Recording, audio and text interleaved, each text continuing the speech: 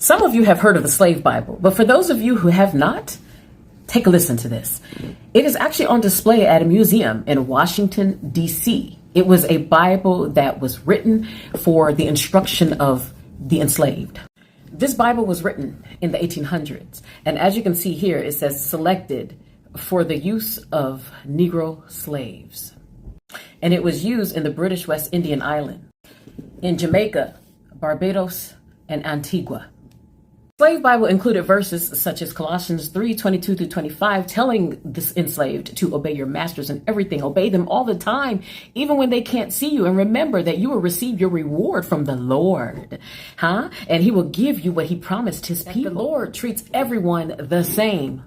Really. Another verse in the Slave Bible is Ephesians 6:5. Slaves, obey your earthly masters with fear, with respect, and with sincerity of heart, just as you would obey Jesus Christ. These scriptures essentially instill fear of them in you because look, you're worshiping something in their image, right? And so it's teaching you subconsciously that you need to fear them. You need to worship them, regardless of how cruel and unusual the punishment is that they dish out to you, because this is what Christ wants you to do.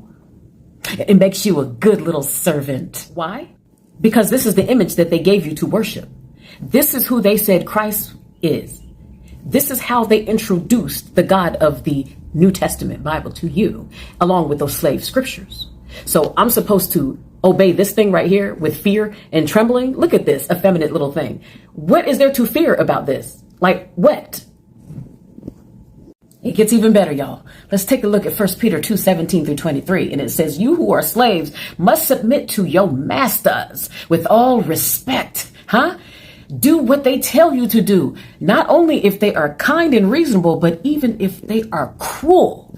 Now, I don't have to tell y'all about the cruelty in slavery and everything, but for some of you who do not know, take a look. Derby's dose involved inflicting physical and psychological agony on enslaved individuals who attempted to escape or committed various offenses such as stealing food. The punishment commenced with severe beatings, followed by the rubbing of salt pickle, lime juice, and bird pepper into the open wounds of the victim. To exacerbate the humiliation and degradation, another enslaved individual would defecate into the mouth of the victim, who would then be gagged, forced to endure the nauseating mixture for hours. The practice of Derby's dose emerged on Jamaican plantations owned or overseen by Thomas Thistlewood, who documented his reprehensible behavior and the treatment of Jamaican slaves extensively in his 14,000-page diary. Thistlewood's actions demonstrated the extreme measures taken by slave owners to exert control and instill fear in their enslaved workforce. The term Derby's dose derived its name from the slave Derby, who was the first known individual to undergo this barbaric treatment. You mean to tell me this scripture is telling you even when they are cruel like that, putting feces and urine and all kind of other stuff in your mouth, having slaves defecate in your mouth, and you still need to submit to them and respect them and be kind to them and be reasonable to them? Are you kidding me? And I'm for damn sure not gonna worship this little sissy. Are you serious? Or those who gave us this image to worship. This is why I don't do the New Testament at all. I can't. Sorry, but I'm not sorry. No, thank you.